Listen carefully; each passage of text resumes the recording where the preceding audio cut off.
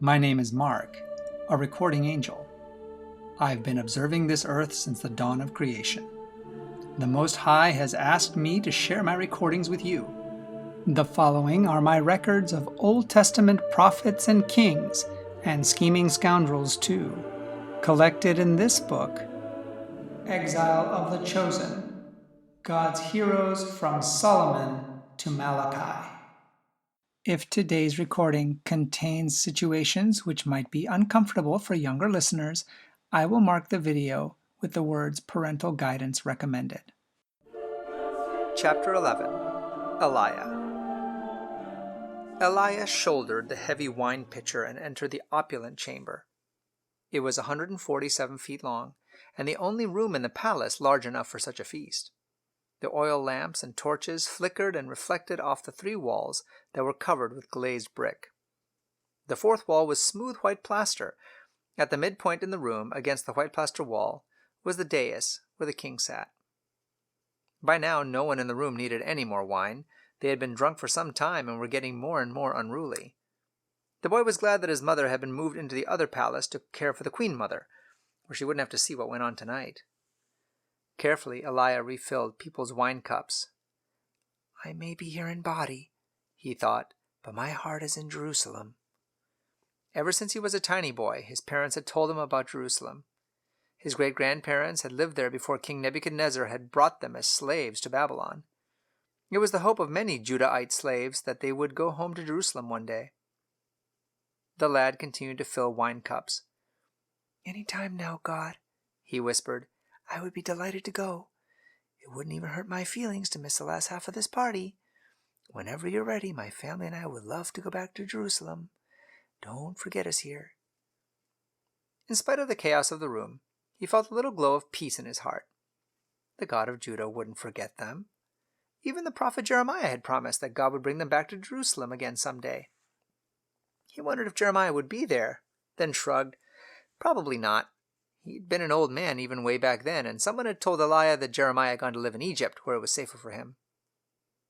His wine pitcher empty, the boy returned to the kitchen for a refill. Everybody was making toasts and speeches. Eliah shook his head. The Babylonians loved the sound of their own voices, but he didn't have to listen. He ignored it as he began filling cups again, starting at the opposite end of the room. Suddenly, he perked up his ears. "And in honor of Marduk, we will display the holy items from the temples of the lands he has conquered," Belshazzar the co-regent shouted, his words slurred. Holy items? Could he mean the sacred things the Babylonian armies had stolen from the temple in Jerusalem? Surely not the Lord God's temple vessels. Eliah bit his lip. The Babylonians worshipped Marduk, but they generally tried not to desecrate objects belonging to other gods. Nebuchadnezzar had even acknowledged the God of Judah and Israel, but not Belshazzar. "Boy, are you gonna give me more wine or not?" "Yes, sir," Eliah answered, snapping back to attention and continuing to pour.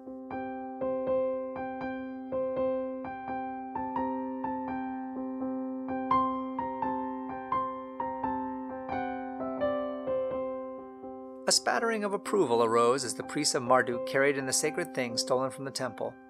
Eliah lowered his eyes. He couldn't bear to even look at them. "All of these vessels are from conquered gods of conquered peoples," Belshazzar proclaimed. "So what if we lost the battle at Opus last week?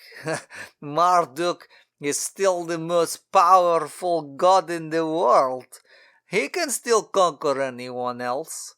Next week we will fight the Medes and their Persian lackeys, but tonight we will celebrate and remind Marduk of his great power and how much we worship him."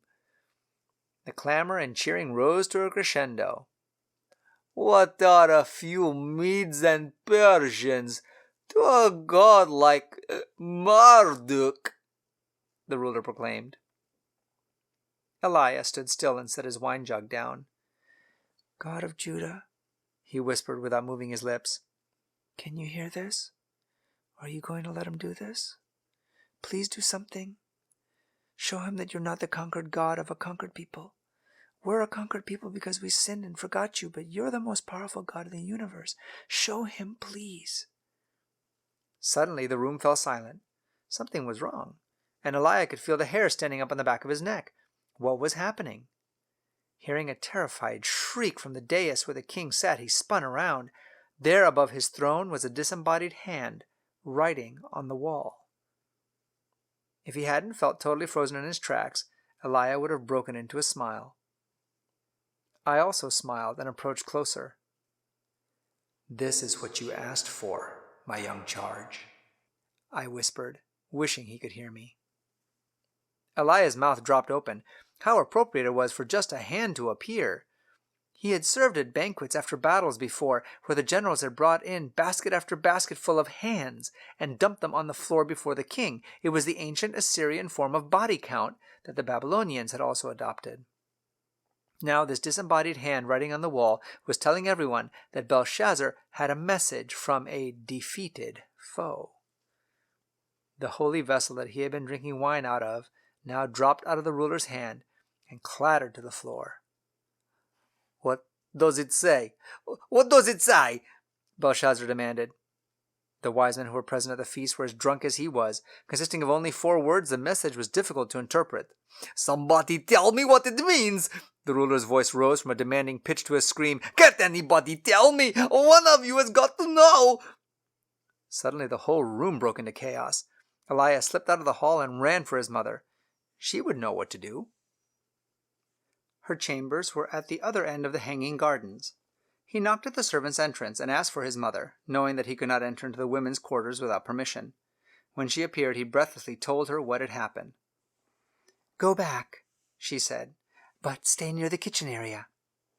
He wasn't sure what his mother would or could do, but only moments later, she and the queen mother appeared in the doorway of the banquet hall. Belshazzar looked up, wild-eyed. "Mother," he said. "My son." The older woman quickly glanced around the room, taking in the situation. "I don't know what it says," he blurted out. "I've offered a gold chain and royal clothing and position as the 3rd-level ruler in the land to anybody who can interpret it." The queen mother nodded. "There is someone you know." "Really?" His face brightened and he sat up a little straighter in the throne on which he had slumped. "Who is it? Why have I not heard of him?" "He's old and served Nebuchadnezzar under the name Belteshazzar as the chief of all the wise men of Babylon. His Hebrew name was Daniel." Elijah and the co-regent both looked up in astonishment. Belshazzar thought, "He has a name almost exactly the same as mine." "He is in retirement now," she said, "but you can send for him. He serves the God of Israel." She glanced at the temple vessels on the floor. "But he will be able to interpret these." "Send for him at once," Belshazzar ordered.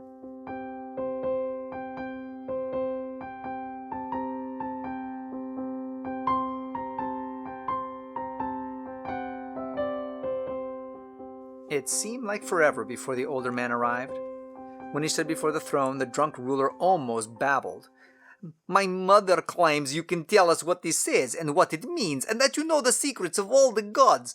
I will give you anything you want. I will give you royal clothing and a gold collar, and I will make you 3rd highest person in the kingdom. You know, of course, my father has 1st place, even though he's away in Tamar right now, and I have 2nd place. But so 3rd is highest I could give you. But I'll give you anything you want if you just—" "I need no rewards," the old man replied. "But I will tell you what the God of heaven has written on the wall. The God of heaven gave a large kingdom to Nebuchadnezzar and blessed him. Unfortunately, he developed a serious pride problem, so the God of heaven allowed him to lose his throne and take his glory away from him. He became like an animal for a while, till he was willing to admit that the Most High God ruled in heaven and here on earth, and that he could give kingdoms to whoever he wanted to. Nebuchadnezzar learned from this. You, Belshazzar, have not humbled your heart, even though you knew all of this.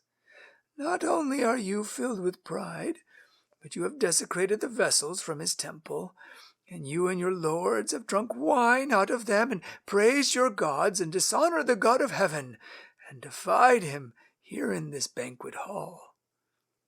By now, Belshazzar was shaking. "So, what does the message say?" he stammered. "The words are this: Mene, Mene, Tekel, Upharsin. Mene means God has numbered your kingdom, and your number is up. Tekel means you were weighed in the balances and found wanting. And Peres means that your kingdom has been divided. It's going to be given to the Medes and the Persians." "Well," the ruler said, "at least you did what I asked. Here, have this royal robe. Give him the chain. Go on, and make him the third highest ruler in the kingdom."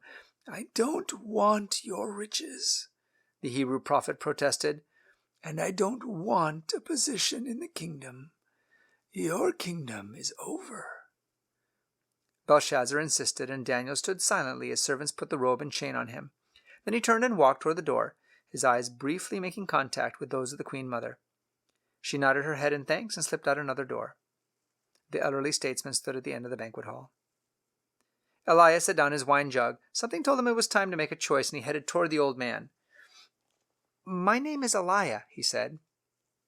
Daniel smiled. "I will need a young servant. Stand with me." With a nod, Eliah joined him. The door at the far end of the chamber suddenly burst open. Shrieks and screams swept through the banquet hall like a wave of terror. Although everyone scrambled and clawed for some way to escape, the two Hebrews patiently stood, an island of calm in a sea of chaos. "It is Cyrus," Daniel whispered to the boy. "We live under the rule of Medo-Persia now." Eliah wasn't sure what to think, but remained with the old man. The soldiers swept through the room. Blood splashed on the walls, where the hand of God had written only a short time before. One soldier, apparently higher ranking than the others, approached them. "You look important, yet we have killed the king. Who might you be?" "My name is Daniel." The officer nodded. "Come with me." The prophet motioned to Eliah, and they followed the man out of the gory banquet hall to meet the ruler of the newest empire. As they stood out in the chilly night air, awaiting their audience with Cyrus, Daniel explained, "This is the kingdom that will send our people home. It's almost time." Daniel was right. Cyrus would make his uncle Darius, the Persian, king of Babylon as he continued on conquering territories for his new empire. The Hebrew prophet would join King Darius' government. Eliah closed his eyes. "You really heard me, God of Israel," he whispered. "You were listening. I promise to serve you the rest of my life in whatever way you want me to. For now, I will loyally serve your wise man Daniel until you let me know that it's time to go home. Home to Jerusalem." This broadcast has come from the book Exile of the Chosen by Sally Pierson Dillon, with permission from the Review and Herald Publishing Association. This book and the rest of the series, War of the Ages, can be purchased by going to www.adventistbookcenter.com or by calling 1-800-765-6955. I'm your narrator, Austin Backus, and this audio project is a gift to you from my free Christian book ministry, RXF 1888.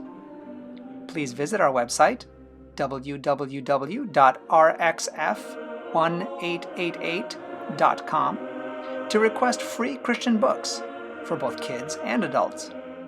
And join us here again for more stories from Mark the Recording Angel.